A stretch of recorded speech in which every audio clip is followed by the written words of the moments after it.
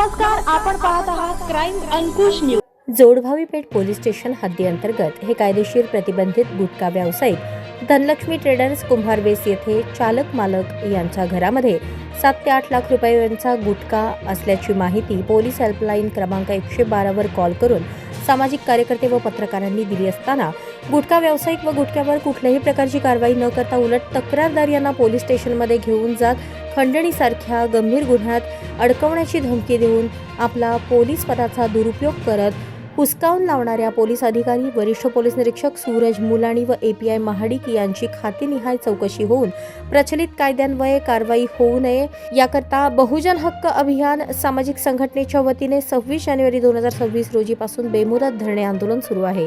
आंदोलनकर्ते मोहन थळंगे, शहर कार्याध्यक्ष अशफाक शेख, शहर उपाध्यक्ष अफजल शेख, शहर संघटक।